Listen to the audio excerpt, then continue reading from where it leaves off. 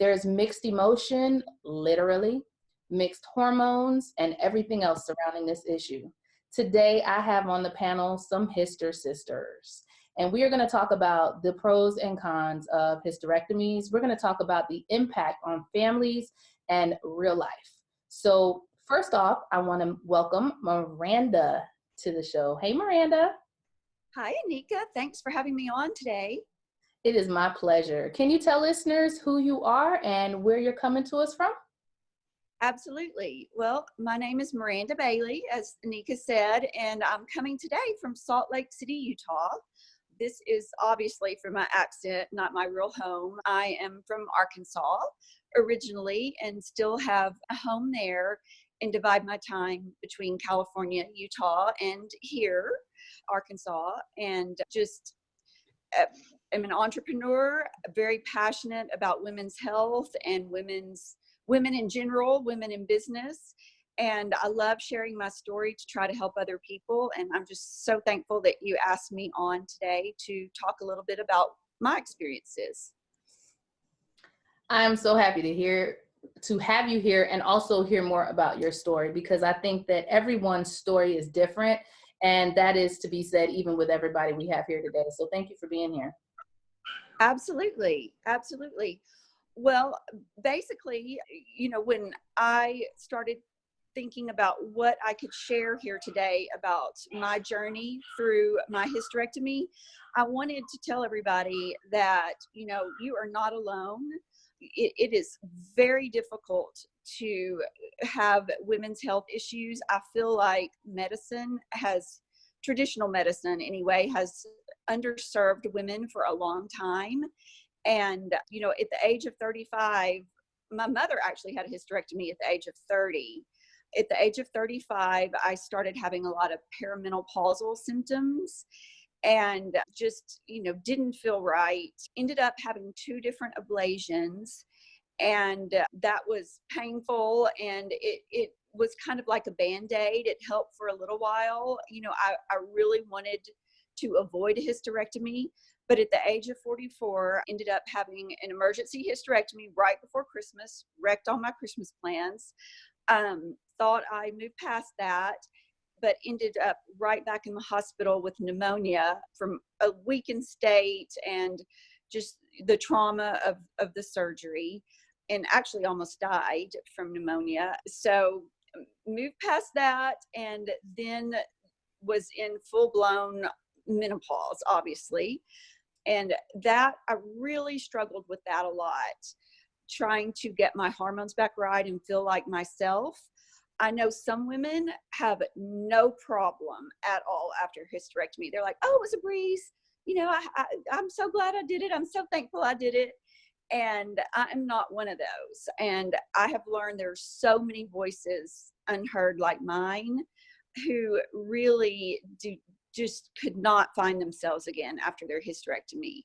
It did totally transform my life. Eventually, I found the right doctor and the right therapies, and I feel like I'm finally myself again. But it's been quite a journey, and it took a long time. I'm now 51, and I feel like I'm starting my life over at 51 now.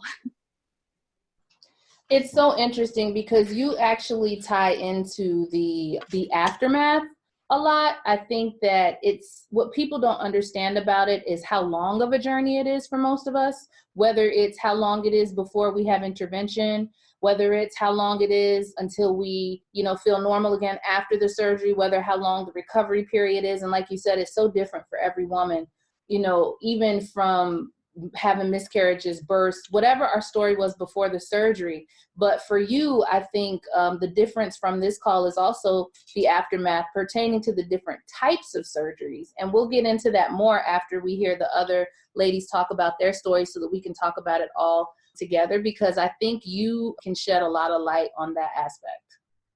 Yes, absolutely. I've learned to be a scientist in my own health. My fiance and I became so passionate about trying to find a cure for me that we actually, own a hormone therapy clinic now, and, have found solutions for women and kind of follow the natural rhythms of women's cycles. And that was really hard to recreate when you don't have a cycle anymore. Mm-hmm. So, I do feel blessed and fortunate, and I do want to speak out and try to help other women and be an advocate for them. That's awesome. And it's so interesting you say that, because on my normal podcast, the question that I always get into is, what problem led to you starting your business? And you just answered that, because most of our businesses are started by a problem that we had in our lives that we did not find a resolution to in any other aspect. And that's what drives us. It's interesting how I always say that our tragedy is our triumph, because we go through things and we have to find a resolution. It's a matter of whether we, just give up or whether we do something about it. And now you're doing something for other women, and that's extremely powerful. Well, thank you. I think that's what life is all about, helping others and helping yourself and finding solutions and just, enjoying every day. And that's what I'm set to do. That's right. Yeah. Dilys, can you tell listeners who you are and how you come into this story and realm of Hyster-Sisterhood? Yes. Hola, my name is Dilys Victoria. I am the creative enthusiast as well as media concierge of Dilys Victoria Media Experience. What I do is I help employees transitioning into entrepreneurship, get their stories out there by getting them seen and heard on social media, as well as events. And so when they're at their 9 to 5, I act as their right hand to make sure that their business brands and services are being put on the forefront without them having to do anything, and just make sure that I schedule them for podcasts such as this and other media platforms, as well as schedule them to go to different networking events after work and on the weekends, so it doesn't really mess with their focus where the 9 to 5 is concerned. Because when I was an employee before I turned into an entrepreneur, I remember going to the conference room trying to speak to do a podcast like this at 12 o'clock or go to a networking event, and it was a lot that I had to deal with. So I decided to just create an untapped market to be a media concierge for employees that are transitioning to entrepreneurs. And I had my hysterectomy last year, October 16, 2018. But before that, I actually had a myomectomy where I had 4 fibroids taken out. And then it really, really put a damper on me because I was in the hospital 13 days, almost died from it. I was given 8 antibiotics that was in and out my system, and 2 of them failed. And I woke up one morning and I was in the hospital. I was gray, lips blue. And I was like, oh, okay, so yeah, I think I'm gonna die. And it was great, good run life. But they had to do emergency surgery on me, and everything was going okay with recovery. And then 3 weeks later, I was having sharp shooting pains on my right-hand side, right under my right breast, and I couldn't breathe properly. And so my ex-husband had to take me to the hospital. Come to find out, my gallbladder was damaged beyond repair. So I had to have a second surgery while actually recovering from my first surgery. And then 2 weeks later, me and him ended up getting married. And so fast forward to 2018, I started having my stomach started protruding all over again as if though the fibers were coming back. So I went to the doctor, and sure enough, he was like, well, the fibroid is the size of a golf ball. Your uterus is the size of a melon, and it's growing, and it's pushed up into your stomach. And when the nurse went to do the sonogram to see my uterus, she couldn't find my uterus. And she was like, where's the uterus? I'm like, I don't know. I don't think it fell out and, walked out of my vagina, but you can't find it. I don't understand why. So the reason why she couldn't find it is because it was pushed up into my stomach. And so the doctor said when he was administering the surgery to take out my uterus, he was having a hard time because one of the fibroids was stuck to the scar tissue from the last surgery, and the other fibroid was stuck onto my uterus. So my stomach, while he was pulling out my uterus and trying to get it out, my stomach was kind of sticking to it. And so I had that issue. But afterwards, the recovery was it was tough. I'm not going to sit here and say it wasn't tough. I think the worst part for me was the emotional aspect of it, because I was home, and I'm a type of person, I'm an entrepreneur as well, so I'm always running around doing this, doing that. So it kind of made me go into a depressed stage, and I had to go outside. But going outside was difficult in itself because walking, I felt like an 85-year-old woman. Every step I took was just like, what the hell's going on? Because I'm a speed beat. I'm used to go. And it just made me slow down, which was a gift in itself, because for someone like me who was always on the go, I needed to literally sit my ass down, so to speak. And so in that, I had to look at it in that aspect and say, okay, well, this happened for a reason. One reason is because I have to slow down and really, really pay attention to my body, pay attention to myself. And the other reason is because what happened 8 years ago. So that's my story with having a hysterectomy. I'm okay now. I'm about 20 weeks post-op and getting better day by day. And the hot flashes, they're there. And for me too, the other thing that's interesting was the fact that every time it's that time of month, even though I'm not having a cycle, I'm having the cravings. I want to eat chocolate. I'm breaking out like a freaking teenager. And of course, the hot flashes. So that's what I'm experiencing right now. And I mean, it's okay. You take with what it comes and you just pay attention to your body. The other thing that happened to me too was a couple weeks ago, due to ibuprofen, I started having chest pains and like heart spasms, and I had to go to my doctor. And, you know, thank goodness she experienced having hysterectomy, so she knew exactly what happened. So ibuprofen and me were not friends because it did a number to my stomach, but did not affect my stomach in a sense of giving me nausea or stomach pains. It affected me in my chest. And she said that was due to having the surgery and them giving me that type of medication to take, because she was like, you don't take meds. I said, no, I'm holistic type of girl. I like teas and spices and herbs and anything holistic. So when it comes to putting medication in my body, it's not good. So I had to like completely flip that, start drinking a lot of water and doing things completely differently than I normally would when my body's concerned. I mean, it's okay. There's days where it's like, all right, I can't speed walk as much as I want to and my energy's down, but other than that, I'm fine. The other thing is the fact that it's really, really cold these days is doing a number on my body right now.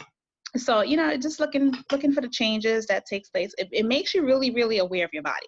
That much I can say. It does.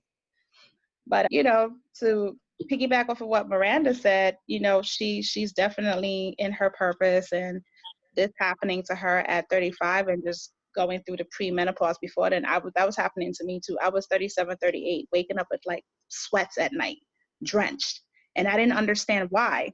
And then finally I was talking to my mom and she was like, well, you know, your grandmother, she finished menopause when she was 42. I was like, say what? What? She's like, yeah, sometimes women, it just happens where their hormones or whatever the case may be, they start very early with menopause.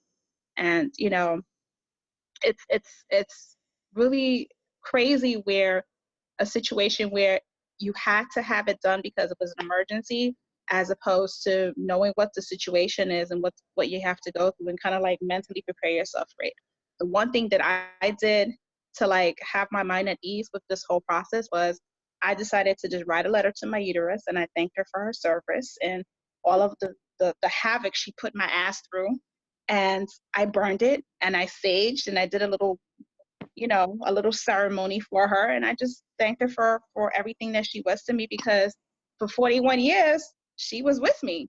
So I felt like I needed to do that and just make my peace with it, because if I didn't, then I would be falling all over the place like, damn, like my organ just came out my body and I don't understand why. So I had to make peace with it, and that's what I did.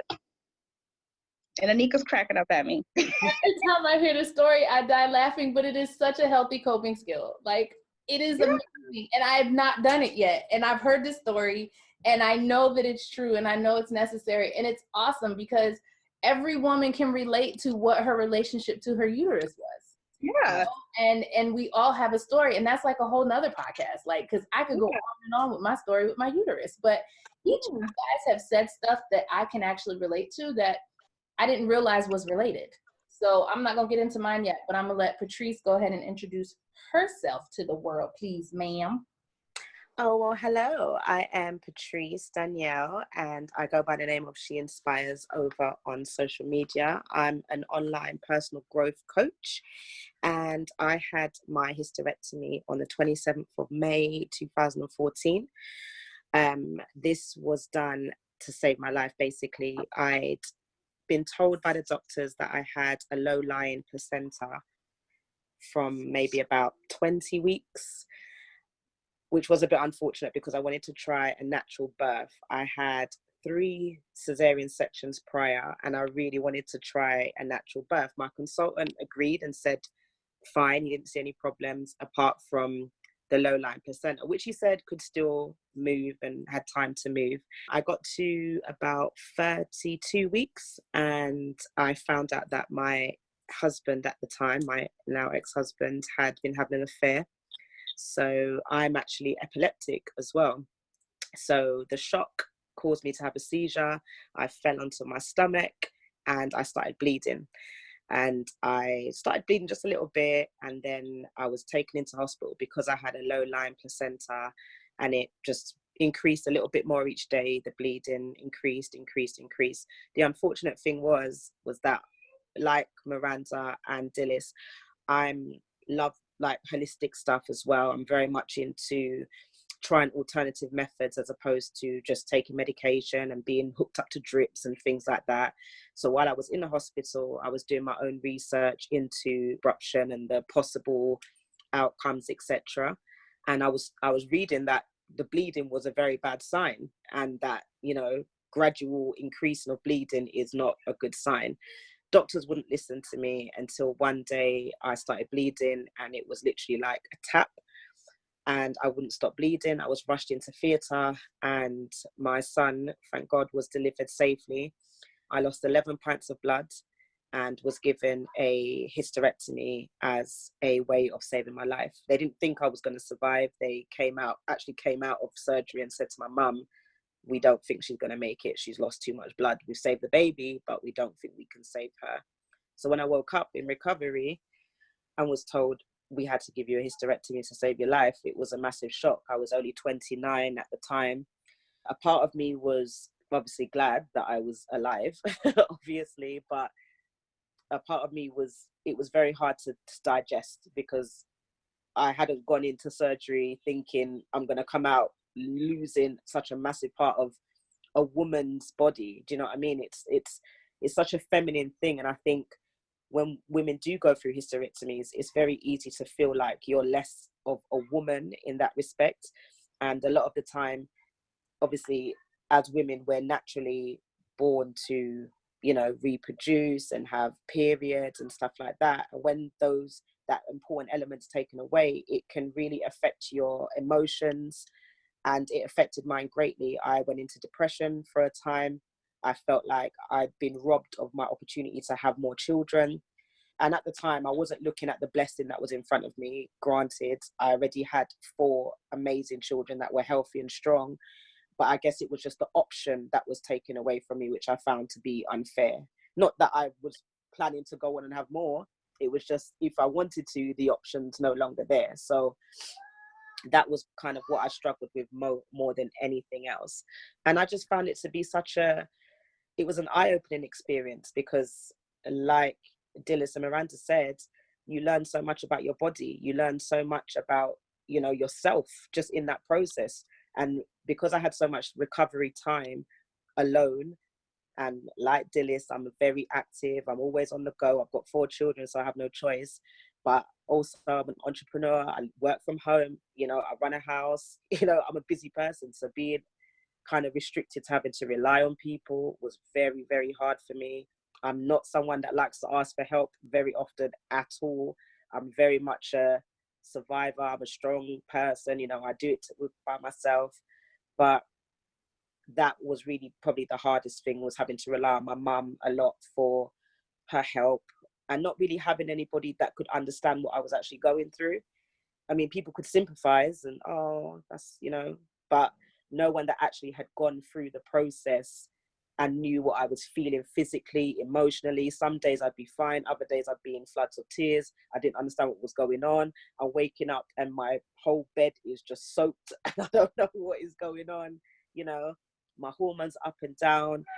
And it was just a roller coaster, literally a roller coaster. So I'm so glad that now, you know, things like this are being brought to light in podcasts like this, because if I had had something like this to listen to, I would have felt so much better, just knowing that there's other women that have gone through it, albeit in different circumstances, but the experience is practically the same. The recovery, the feelings, the emotions, the roller coaster, it, you know, we all have that in common. And I just think it's so important for it to be highlighted for others as well.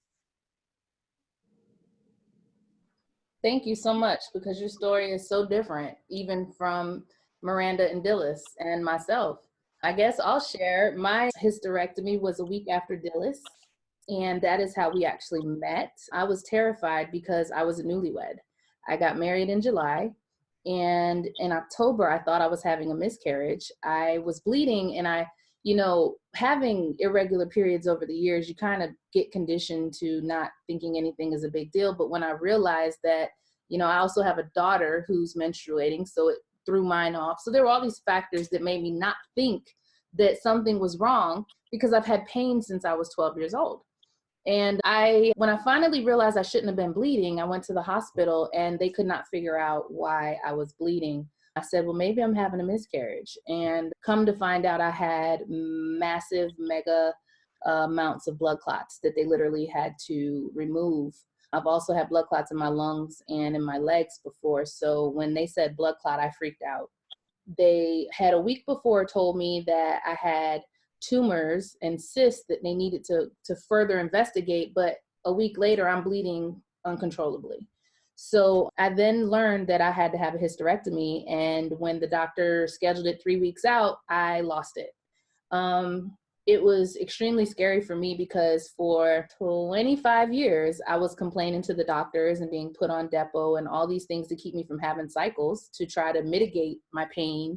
Then being diagnosed with blood clots, fibromyalgia, all these other autoimmune diseases, looking for lupus, because the pain, stemming from my stomach, but from digestive, everything, you never realize the impact that tumors, cysts, and all these things have on your body and your other systems.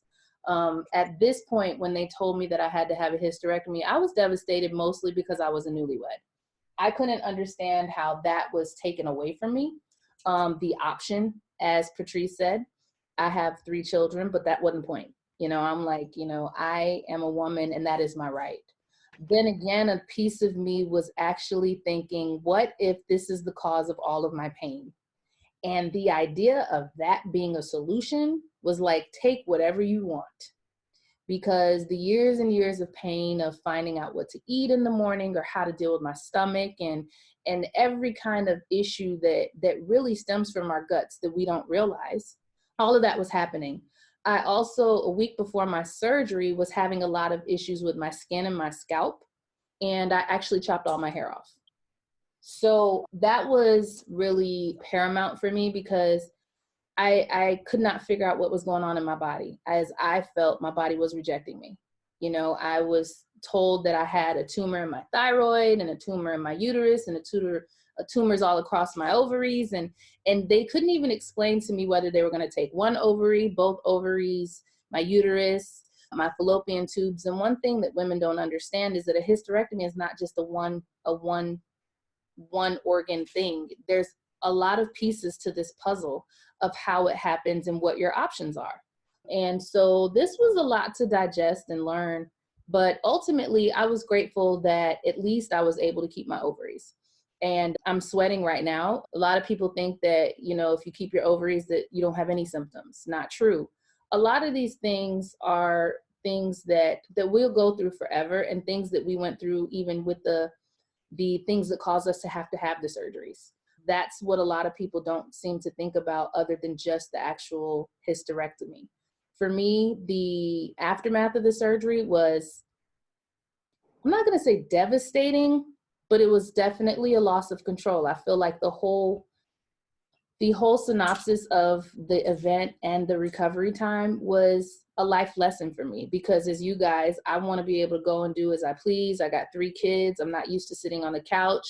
I bought myself a bunch of onesies to try to make it better and think, okay, I have to relax. But, even trying to run my podcast, I had no energy. I had to cancel things for the first time in my life. And I didn't like, who that person was that needed help.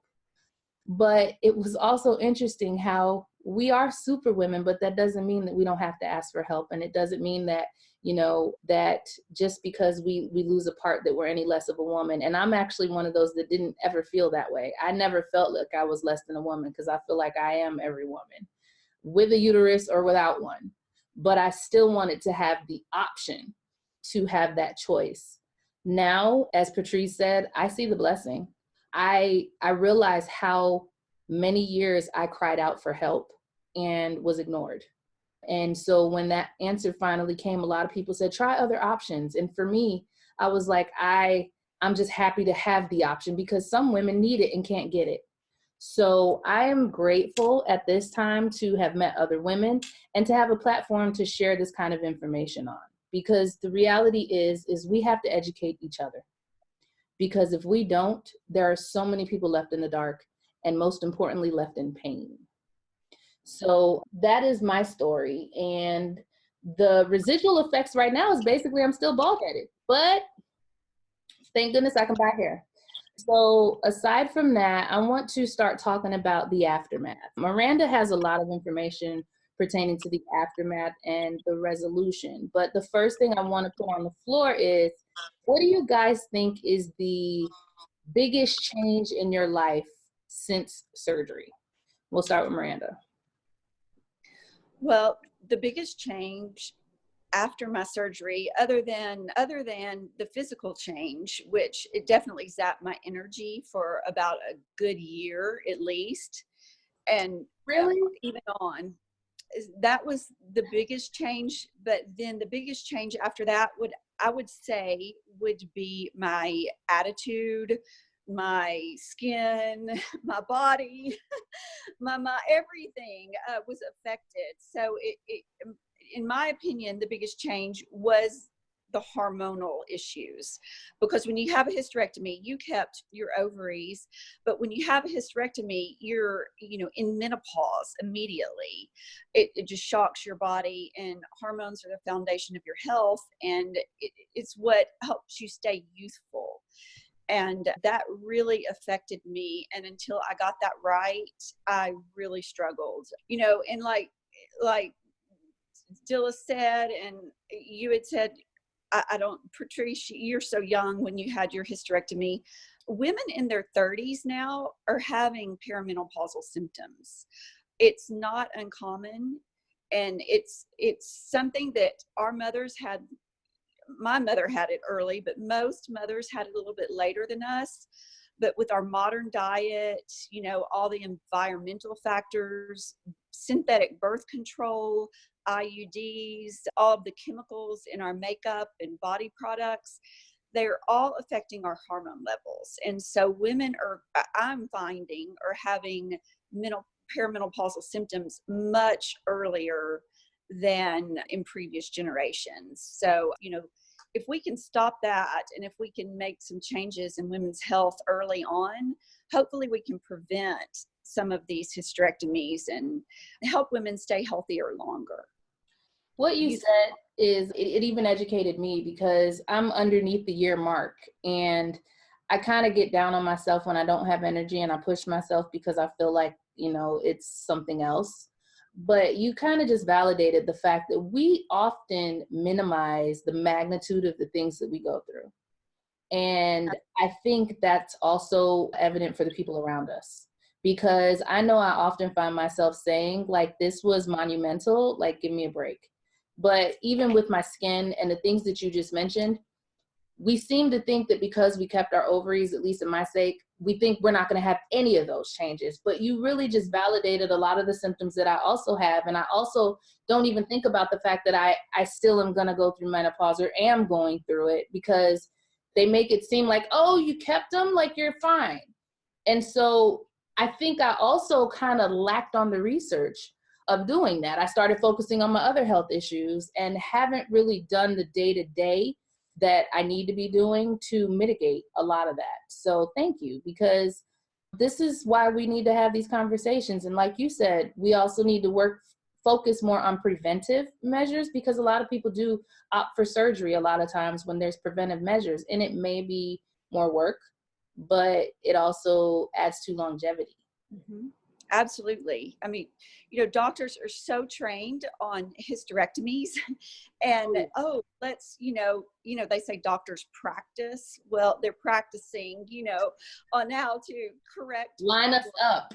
But they actually, once they perform a hysterectomy, they do not have a lot of education in medical school about how to treat women afterwards. There is not a lot of education on hormones.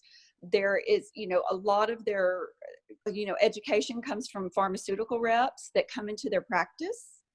And honestly, that static dosing, it's not healthy. It's, usually synthetic. And if you, really study this and learn that if you get on a biorhythmic, bioidentical program and you kind of, mimic what a healthy female's body would do, then you can recreate those natural biorhythms and turn your life around and, get back to yourself. And if you try to do that before a hysterectomy, then a lot of times that can be prevented and you won't even need surgery. So I'm just very passionate about that, because there are so many women who have had unnecessary surgery. And sometimes, like in the cases you've heard today, and even mine, it was necessary, but how you treat it afterwards is a totally different story. That's so true, because I'm a firm believer, like Patrice is saying about holistic remedies. I was one to drink a lot of green tea, and because it had a lot of antioxidants and different things that was helping me. And I had only one fibroid that was in my uterus that didn't grow in no way, shape, or form for like 7 years. And when I reached between 40, 41, boom, it just out of nowhere. So for me, that was just like, wow, like this is crazy. And I felt like it was necessary for me because of what I've been through before 8 years ago, almost dying from fibroids and things like that. And I had a premonition, if you will, that I had to have it taken out. And that's the reason why when I was 34, going to 35, I told my doctor, I think you should just take it out, because I feel like it eventually down the road it's going to happen. It was just something in me that told me it was going to happen. So when this doctor here in Savannah told me, I wasn't surprised. In no way, shape, or form was I surprised, because I knew that there was a possibility that was going to happen. And I mean, like you said, some women, it's necessary, and I do believe that yes, there is another alternative, and there's holistic remedies and different things that you can do to actually help your body, with it, just depending on how drastic it is or how serious it is. Because honestly, if the fiber was small and nothing was wrong with my uterus, if it wasn't enlarged as it was, and I wasn't having all the complications, I wouldn't do it. But because of everything that was taking place in my prior experience, I was like, oh hell's no, you gotta go. I think the previous surgeries, scar tissue and things like that matter too, because for me, I had never had surgery in my life. Even having 3 children, I never had surgery. I was deathly afraid of my autoimmune causing, Miranda, I almost died of pneumonia pregnant with one of my children. I had varicella pneumonia. And so that's the kind of stuff I was afraid of, because once they open you up, you're susceptible to infection. For me, that was the issue. Yeah. Listening to you two with previous cesarean and with you having gallbladder surgery and stuff, I really feel like those kind of things also make it harder, because you're building all this stuff up in there already. And that's the kind of stuff that I think people need to pay attention to, is those kind of factors that kind of open you up to being vulnerable to these kind of things, and also trying to start therapies sooner than later, because a lot of people, Miranda, don't get help or even think that therapies are necessary outside of mental health therapy, honestly. People don't think about the things that we need to go through and to rehab our bodies after processes or day-to-day, and even diets and the lifestyle changes that need to be made when we're going through life, even in age changes. Like you said, in the 30s, I'm 37, and I'm really having to look at life a little differently, because I realize my body's not doing what it used to do, and now everything is changing. Yeah. Well, I mean, honestly, there hasn't really been a place to go get help. A lot of doctors aren't educated. They don't, they're well-intentioned, but they don't understand hormones. They do not learn them in medical school. And, I'm from Arkansas. I thankfully had the resources to go out of state and locate a doctor after researching that knew about biorhythmic and bioidentical and transdermal, but so many people don't. And had I not been fortunate enough to do that, I don't know what I would have ended up doing, staying on a static dose and being miserable probably.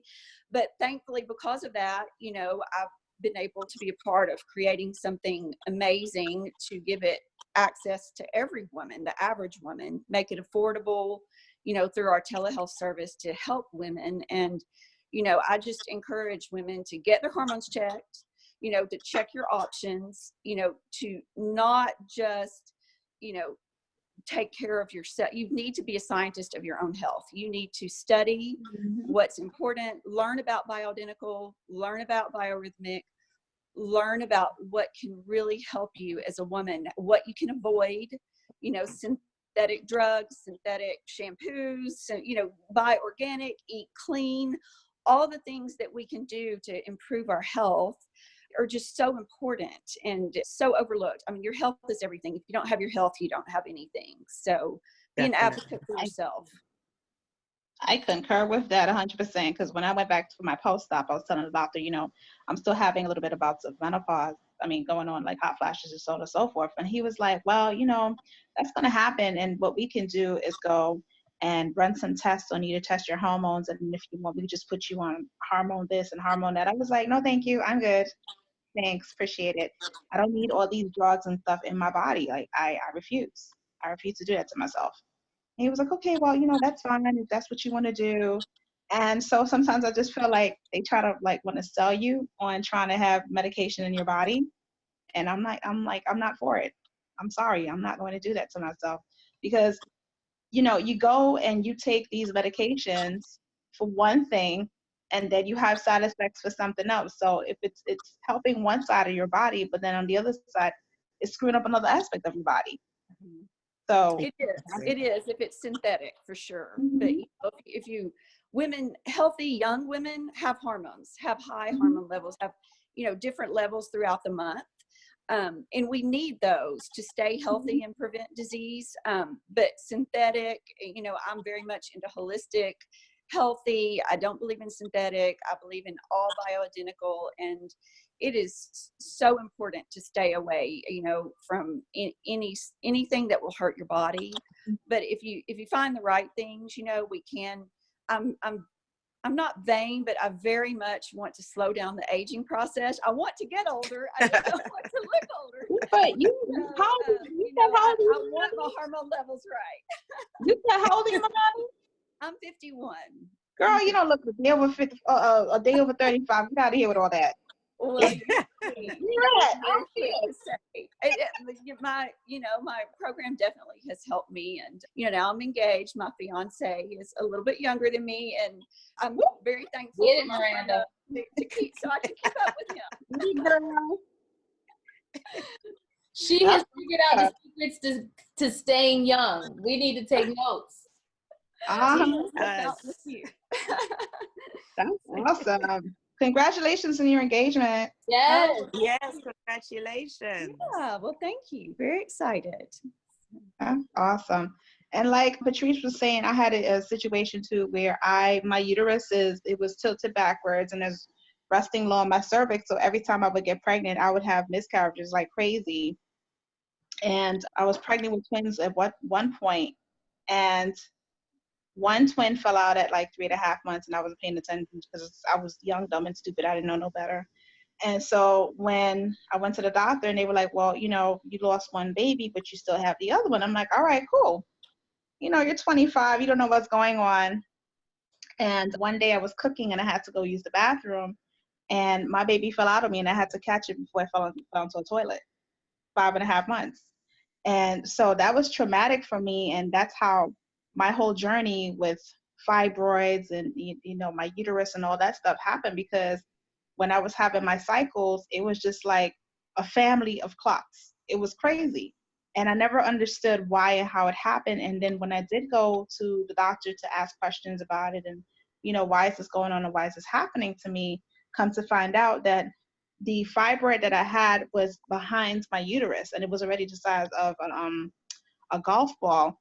And the nurse at the time had to like really insert the thing in me to like really search around to see what the hell was going on with my uterus. And then she was like, well, the reason why is because your fibroid is behind your uterus on the outside. So I guess it finally wanted to show itself and was like, hi, I'm right here. How you doing? And it was crazy. And that's how my journey started.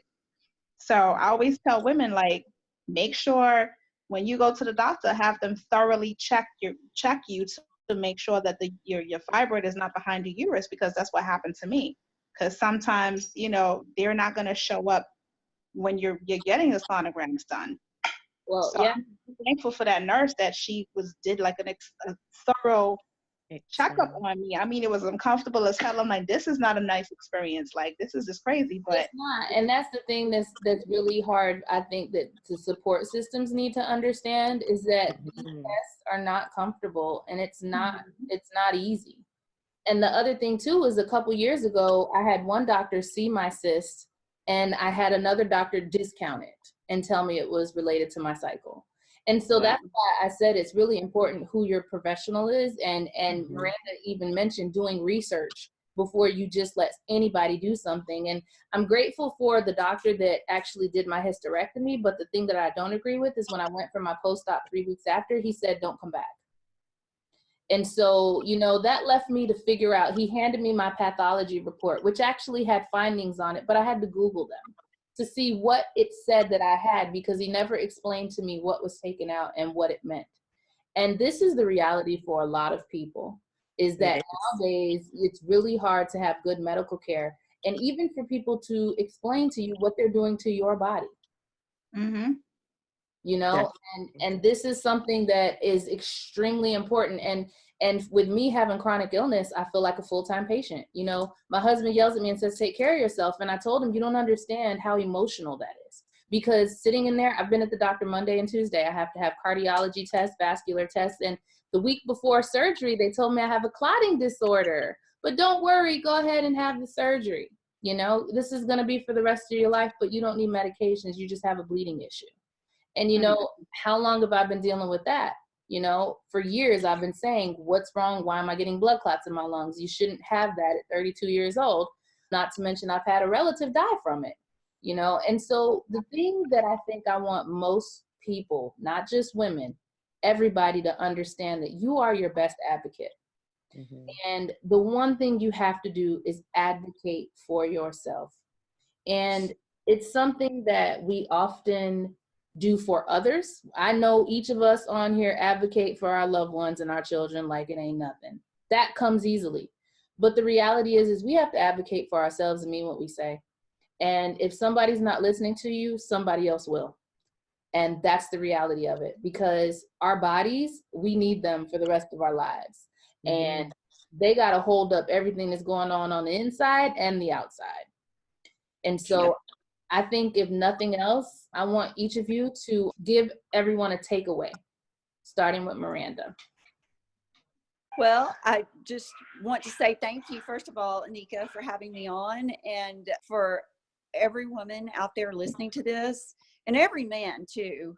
Men have hormonal issues and health issues and surgeries, and testicular cancer, all the things, prostate cancer, everything that we have in different areas. Just, reach out to someone who's been through this, get on podcasts like this, research, just don't take a doctor's word for it.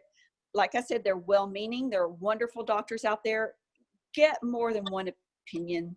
It's your life, your body, your health. Kind of our company is like, my body, my life, my health optimized. We have these little taglines we use, and reach out to any of us, like Anika or Dilys, Patrice, me. We're happy to answer questions, specific questions about what we've been through. But research, just be an advocate for yourself, like Anika said, and love yourself, and know that life is precious and that you need to enjoy every day. So if you don't feel well, keep searching until you find the right solution, because you are meant to live your best life.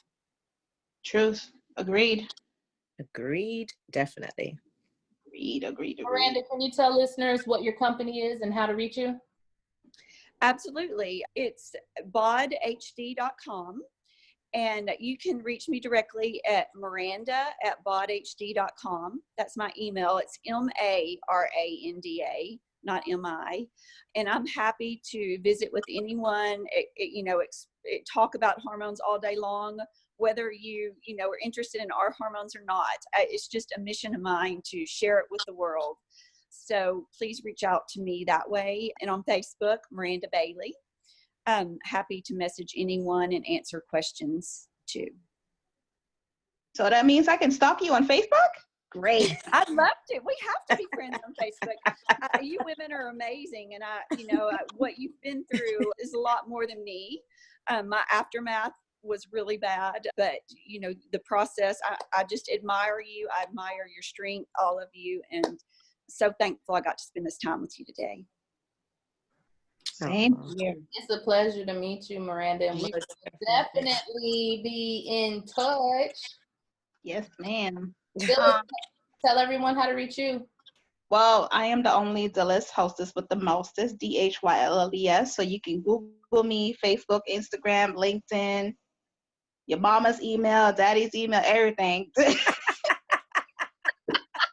Dillis, DHYLLES, and my email address is info@createyourmediastory.com, because I help people create their media stories, who they are, who they used to be, the struggle they overcame, how they turned their purpose into a business, all on one media sheet, as opposed to 8 pages of media kits, because, media personalities and people in general have a short attention span. So I just create a media story that is powerful, effective, and it speaks who you are, speaks volumes about you personally and professionally, and design an amazing media sheet to go along with it, to just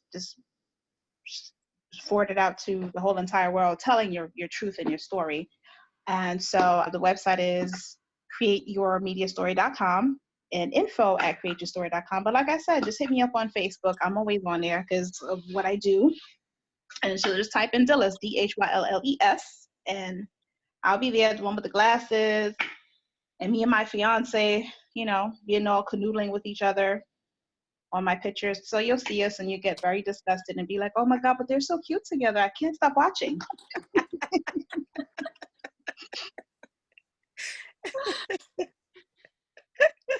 Anika loves me. She knows she loves me. I'm just shaking my head. Go ahead. Tell everybody how to reach you. Okay, so as I said at the beginning, I am Patrice Danielle, but I go by the name of She Inspires over social media platforms. So you can just look for me on Instagram or Facebook under She Inspires You. My website is www.sheinspiresyou.co.uk. And yes, I am everywhere. I'm a personal growth coach, so I support and empower women with overcoming their past and just moving on from anything. Mainly for myself, my experiences are moving on from relationships, trauma, and things like that. So I empower and support women in that way. But I just wanted to say, again, just mirroring what Miranda and Dillis had said, this has been such an incredible way to give out information to people and let them understand personal experiences from people. So thank you so much for this opportunity. It's been absolutely incredible just listening to I've got so emotional while I've been sitting here just listening to the stories, because as I said, you can sometimes feel so alone, and although mine was nearly 5 years ago, still there's still things that that element I've never had a conversation with somebody else about. It's probably the most untalked about element of my life that I talk about everything. If you go on my social media, you probably know everything about me, my relationships, my children, everything. I'm very transparent. But that particular thing is just something that I've never delved into for whatever reason. But it's just been so incredible to be able to sit down and actually openly talk about my feelings, my experience. So, you guys are absolutely incredible, phenomenal women, and I'm very grateful and humbled. Awesome. So I get to stalk you as well and look at all your business. I'm going to be stalking you before you stalk me, girl. I don't know what to say. I want to thank you guys for being a part of the process, because, I'm also going through the process. And the only thing that I know how to do is to live out loud. And so anything that I go through, I'm willing to share. I was always that person that everybody thought told too much. And guess what? I'm going to tell more. That's me. The reality of it is that we should never live life alone. I've spent too much time going through things by myself, and I refuse to ever go through anything alone again. So I'm gonna have a drink to that later on. And I know she's gonna call me. So, so thank you, ladies, for being here. I will attach your social media and your websites to the podcast description. So listeners, if you want to get a hold of any of these ladies, definitely click on the description of the podcast, and we just might have another conversation later about this. So thank you guys for being here. Thanks Thank for you for having having me. us It's been in an the honor. creative platform. All right, listeners, that's another edition of Your Voice, Your Power. I am Anika Wilson signing off. Stay powerful.